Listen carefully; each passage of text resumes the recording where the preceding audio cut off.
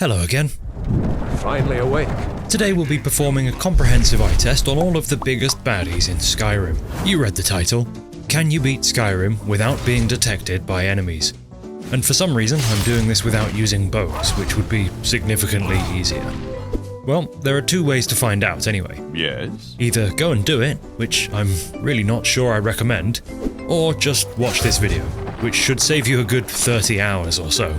This video contains a healthy mix of what I'd call soft exploits and just pure frustration. So anyway, let's meet our sneaky little dragonborn. Perhaps not too confusingly if you know Skyrim well, he's an orc, who looks like he's constantly asking, "Did you just fart?" And he's called Grimble.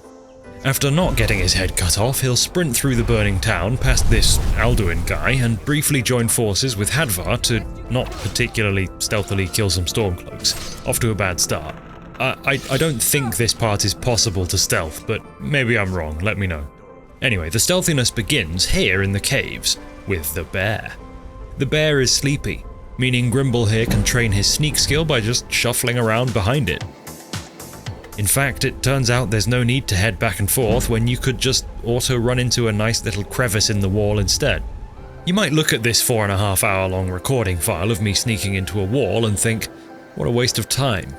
But actually, whilst leveling Grimble's sneak to 82, gaining 14 levels and taking pretty much every sneak perk in the process, I cleaned my office and put some time into the mini-painting that I've been slacking on. Anyway, that's us done here, so we can put our new skills to use by putting the bear to sleep permanently with a 15 times damage sneak attack.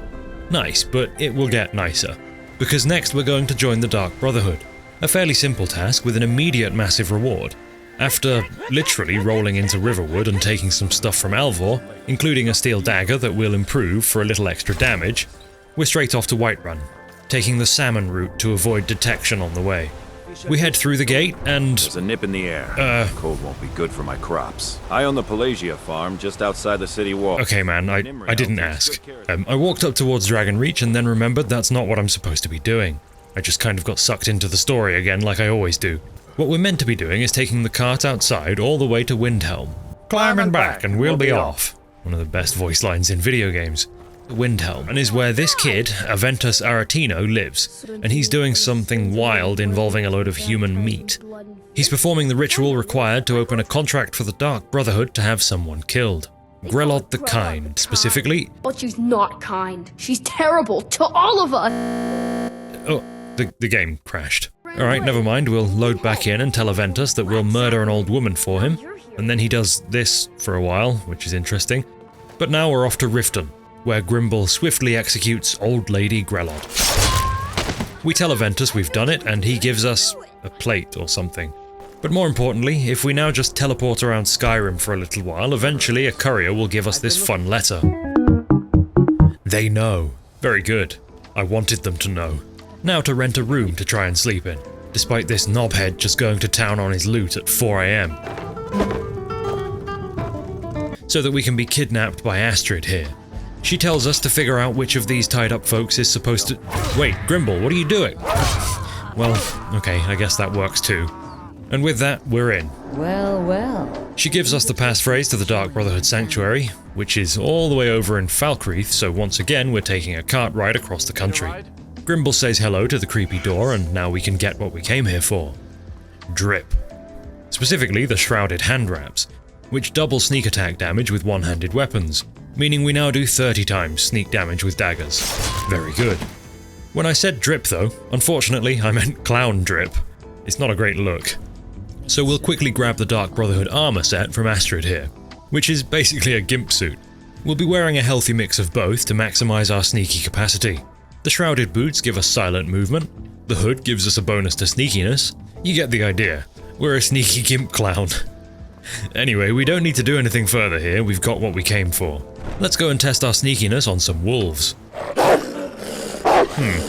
I'm not gonna lie, I don't feel 25% sneakier right now as I'm being eaten alive anus first by wolves. Perhaps then, Grimble is to be a wizard. Oi, Farengar, sell me some sneaky magic. But he only has Muffle, an apprentice illusion spell that just makes you quieter, which probably won't solve our sneaking problem. So for the next roughly hour and a half, Grimble will stand here and repeatedly cast Muffle. I could have made this faster by grabbing some gear with either mana regen or cheaper illusion casting, but honestly, I just set my cast to a button I could press with my toe whilst eating a pizza and watching YouTube videos. This Skyrim playthrough so far has the same energy as an old school RuneScape character, just a series of skill grinds. Honestly, I really enjoyed it because I've been trained to get a dopamine rush from level up sounds. Also, the pizza was good, by the way, thanks for asking. Please like and subscribe so I can afford more. Although actually, to be honest, that's what the Patreon pays for.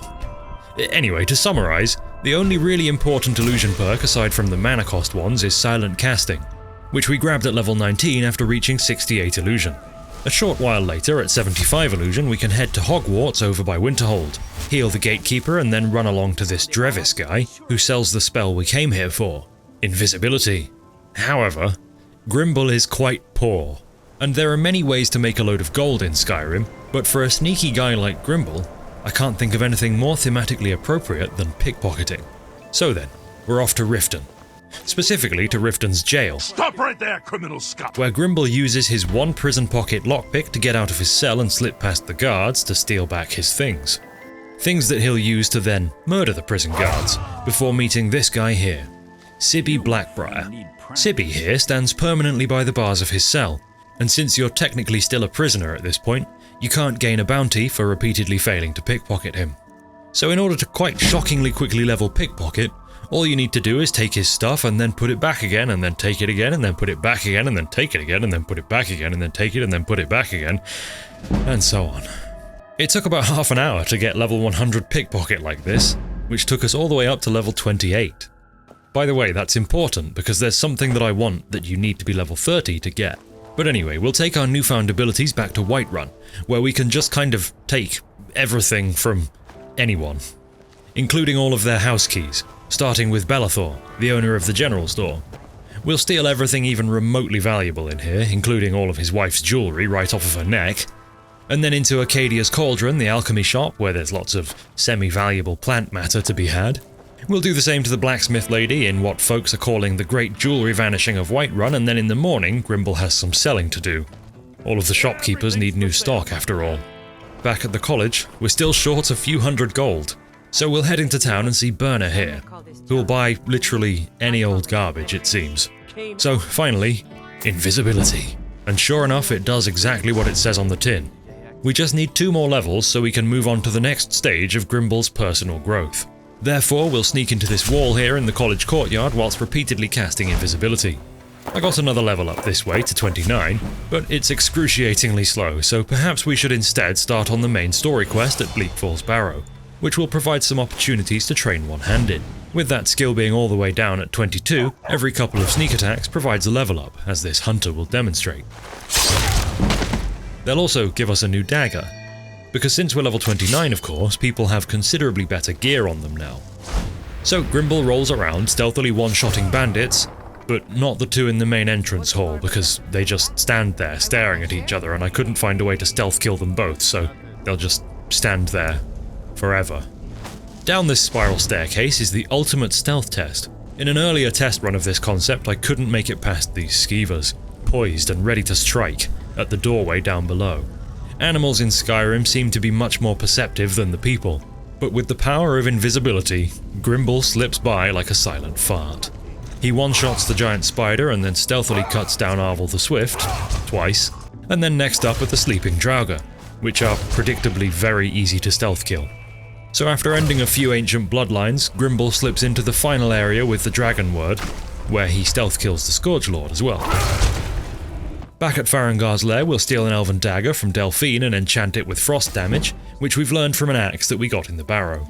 And in doing so, we finally reach level 30 with an enchanting level. This lets us do 2 very important things. First, we can take the final perk in Pickpocket, which allows us to strip a load of random people, including Farengar, down to their britches. And secondly, we can now head up this mountain in what I assume is the intended manner, and proceed to silently deal with all of Boethia's cultists. After the last one goes down, the lady herself uses one of their corpses to have a chat with me, instructing me to bring a trusting person here and sacrifice them. Alright, can do. I guess if we go and kill that dragon by Whiterun, then we'll have Lydia to sacrifice. But there are 2 problems with this right now. which are that stealth attacking dragons is a massive pain in the ass, and also that despite our total of 60 times damage when including the double damage from our racial ability, Berserker Rage, we don't quite one-shot Mr. Murmelnir. So we'll have to let the professionals do some work for a while, before sneaking in to steal all the glory and take a fat rip on that Dover vape. For his services, Grimble is given Lydia, who we take to the sacrificial altar and just kind of walk around. I assumed I couldn't sacrifice her and went to hire this random dude, Mercurio, from Riften. And with him I realised that I just had to command the follower to use the Pillar of Sacrifice, so I probably could have used Lydia after all. But oh well, now we just complete the sacrifice and get a quest from Boethia. She wants us to go and stealthily kill a whole band of nasties. So yeah, I'd say Grimble can probably manage that. Mercurio repaid his 500 gold hiring cost with some neat robes that grant 100% mana regen, by the way. That's very handy considering that the Dark Brotherhood body armor only actually gives us poison resistance anyway. However, that'll soon be completely irrelevant, because off we go to recover the Ebony Mail from Knife Point Ridge, where a great many bandits with even poorer than usual eyesight need murdering. Presumably they're set up to be easily stealth killed, but it's even easier when you're an invisible orc killing machine. Here's the guy with the prize. Mine now. What this armor does is create a poop cloud whenever Grimble is sneaking, dealing a tiny 5 damage per second to anyone standing next to him. But it only works on hostile enemies, which I suppose is necessary to prevent you from hurting followers and other random friendlies, but it's fine anyway because its purpose, as we'll demonstrate on this bandit plunderer here, is to essentially slowly finish off anyone that doesn't get one-shot by a sneak attack. Yes, it's very slow, but Grimble isn't in a rush. Right, back at Naked Farengar's Emporium, we'll quickly make ourselves a soul-trapping dagger to fill soul gems that we can then use to train enchanting to make stronger weapons with. We're going to need to deal quite a lot more damage than we are right now if we want to be able to sneak attack our way through all of the game's dragons and whatnot. So training enchanting seems like a good idea.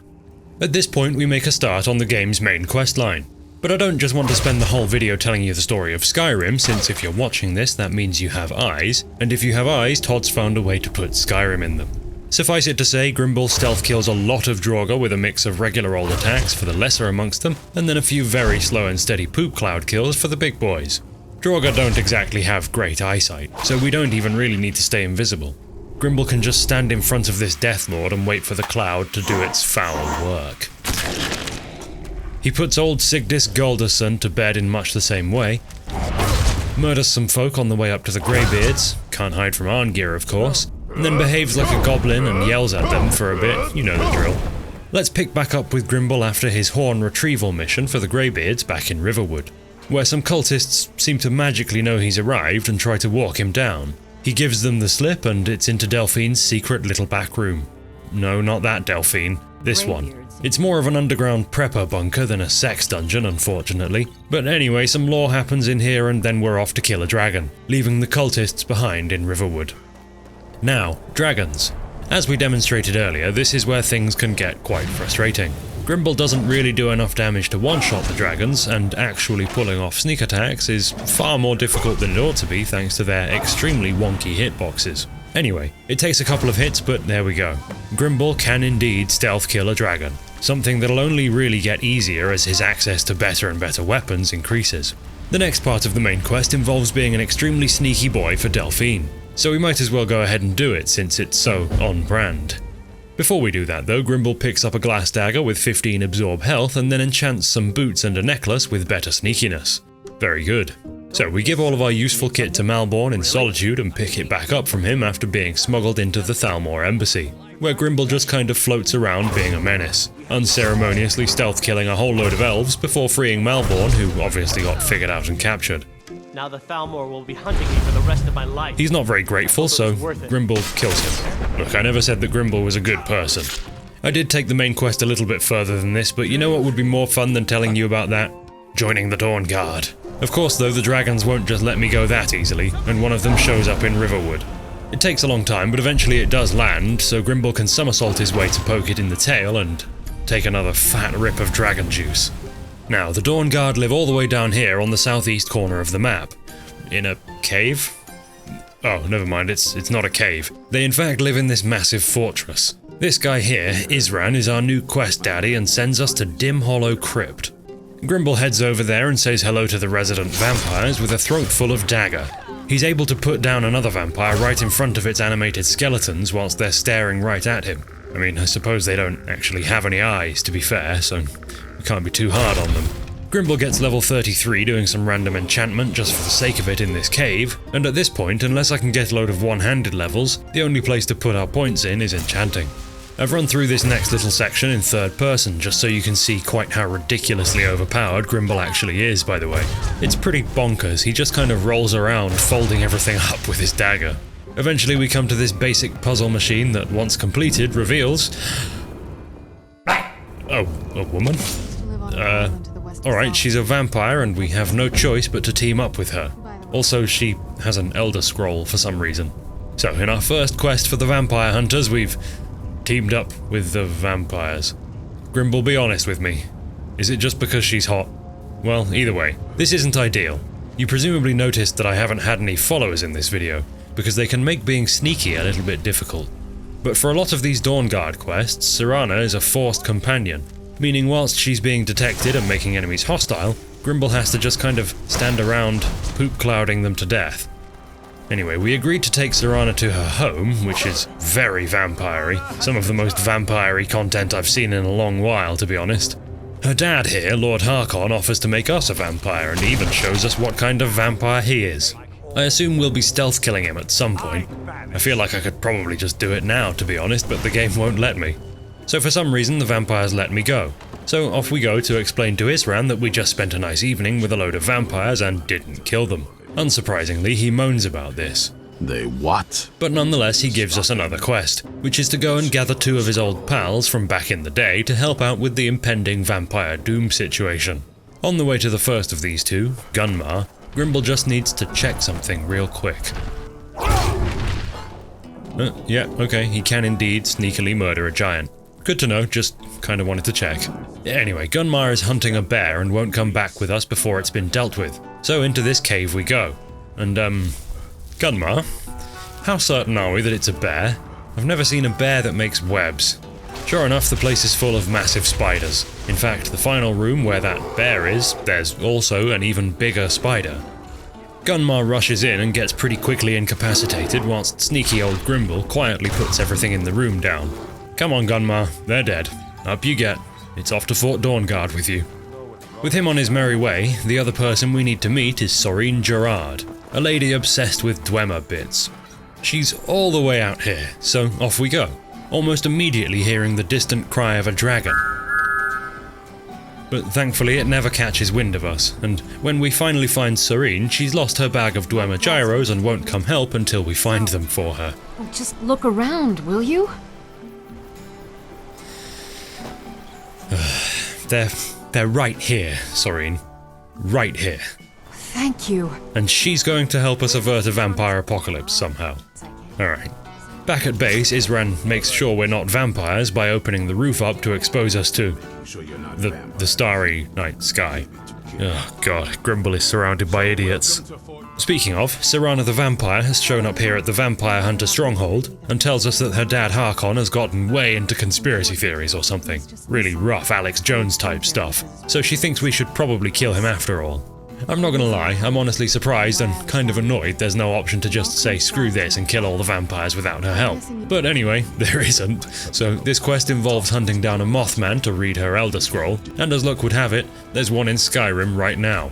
I'll spare you the details, but to no one's surprise, their caravan was attacked by vampires. We find him trapped in a magical bubble by these guys, most of whom Grimble does his usual move on, just leaving Malchus, who I guess is some kind of vampire middle manager. He kind of figures that someone must be hanging around here, what with all of his employees being suddenly dead, so he gets to die the slow and stinky death. Mothman here is enthralled, and as far as I can tell, it's impossible not to be at least briefly detected by him, so there you have it, video's over. No, I can't beat Skyrim undetected. I knew I did something. Alright, fine, just kidding, we'll keep going. We tell him what we came here for, and both head back to the fort, where he peeps on that scroll. I think it says, can't quite make it out, something like, you just lost the game? Weird, I don't get it, but Mothman says it's part one of a trilogy. Grimble and Serana go back to the vampire castle through its secret back entrance, which is guarded by a few blind skeletons, and then progress into Serana's mum's secret garden to look for the Elder Scroll Part 2, or something like that. After putting this moon dial back together, we descend into a secret basement filled with more skeletons and some massive gargoyle folks, all of whom have terrible eyesight. We head through a fireplace and into this secret ritual room where Serana's mum did some powerful soul magic to hide herself in the place that all of the trapped souls go. So naturally we follow her into the purple soul realm. And Grimble rolls his way up to this castle where Vampire Mummy lives. Her and Serana have a bit of a spat, and then we're told that we need to kill the 3 boneyard keepers in order to bring this barrier down and get the Elder Scroll from her. So, okie doke, off we go then. Pretty quickly we come to the first of them. They're just big bony boys, so they go down like all of the other bony people. There are 2 others spread throughout this purple land. The second gets one shot good and quick, whilst the third needs to be finished with the dreaded poop cloud. Now, back to Count Boobula, who warns us that we've probably annoyed the stinky soul dragon that lives in here, and then very kindly donates her ebony dagger to Grimble's cause. Predictably, here's the stinky bone dragon. It eventually lands, and Grimble can demonstrate his power by one-shotting it. Which crashed my game. Which is weird, because I don't have any dragon-altering mods installed or anything. Anyway, we quickly load back up and do it again, and then we can get the Elder Scroll and get out of here after retrieving our own soul, which is just kind of in a box up on top of this tower. Okay, bye-bye Soul Realm. One more scroll to fetch, so we head to the library at the college in Winterhold and ask the Grumbly Orc librarian for any info on elderly scrolls. Unfortunately, Grimble can't read, so this apparently already inscrutable book is doubly so for him. But Urag tells him to go and look for Septimus Cygnus, a quite insane old man who lives in an ice cave. On the way there, Grimble unfortunately somersaults off the edge of a cliff and dies. The end. Alright, fine, I'll keep going. The insane old man says a great many largely unconnected things, and then we get a quest to go to a Dwemer place and do some Dwemer things. Finding the way in is a little convoluted, but sure enough, Grimble grumbles his way in and starts stealthily powering down all the sentries. Deeper in the complex, the Falmer appear to have moved in, who are quite easy to sneak up on thanks to their almost complete lack of eyes. We eventually find and activate Dwarftimus Prime and then immediately put him back on standby before heading into the room what has the thingy we're here looking for. We find 2 surviving humans who've apparently been down here waiting for us to arrive so that they can start fighting. Of course, Grimble doesn't take sides, he just waits for one of them to die so he can finish off the winner. Not like that, get your mind out the gutter. Like this, of course. We appear into this very mushroomy place, through which Grimble rolls all the way to the Tower of Mazark. Mark, give me the Zark. However you pronounce that, where he presses buttons until an Elder Scroll pops out. Nice. Unfortunately, back at the fort, Mothman reveals that he jacked off too much and went blind, so we'll need to find another way to read the scrolls. This, predictably, involves a cave full of moths. Before we go there, we'll enchant that ebony dagger we stole from Vampire Mum with 20 fire damage, which of course gets multiplied by 60 in our absolute maximum hit scenario. Meaning Grimble can now do a max hit of something like 10 trillion, I think. I don't know, I can't count. Alright, we're headed into that cave. Thankfully avoiding another dragon encounter in the process. In the cave, Grimble gets absolutely covered in moths and then looks at his scrolls, through which he learns the location of a magical bow that we apparently need to kill Big Daddy Vampire. Though I maintain that Grimble probably could have just stabbed him in the first place and saved all of this effort. Nonetheless, we've got to get that bow, which involves doing some ritual stuff for this elf dude who's definitely not natty. This is a pretty long thing, so we'll skip to the good bit where this dude straight up drops a roof on Grimble and kills him. Second time around though, Grimble knows what's up and doesn't get crushed by the ceiling. We stealth kill all of his summons and then follow him up outside where we learn that he's a vampire, and then we open up his neck. Then Shredded Celebrimbor appears out of nowhere and gives us the magic bow that we apparently need. Alright, good, finally. So, back to Isram, who rather unnecessarily summons the whole Dawnguard, which is like 7 dudes, by the way, and then we all head off to the vampire castle together, where Grimble sneaks off ahead of them, through all of the vampires and into the cathedral where Harkon is hanging out and just, well, you know, backstabs him. Just kills him in one hit. I told you, we should have just done that from the start. After all of that, Serana asks if she can join us as a follower, and Grimble tells her in no uncertain words to fuck right off. Suit yourself. It's over. Isran just kind of quietly walks away and we have no further quest. I'm not sure if I missed something, but it would have been nice to at least get a thank you. So now Grimble heads back to the fort and teaches the Dawnguard a quick lesson in what happens when you don't pay your hired assassins. Oh, and also here's Grimble sneak killing a dragon priest, because my editor wanted to include one of them in the intro, and I guess that means I have to kill one at some point in the video. Very good. So, there you go. I made an absolutely insanely overpowered Skyrim character and then played through a whole-ass DLC questline just to demonstrate his capabilities. I hope you enjoyed watching Grimble's journey from prisoner to invisible poop cloud of death. If you did, like the video. It helps a lot, but whatever you do, please remain indoors, because Grimble's still out there. Anyway, thank you so much for watching, and until next time, goodbye.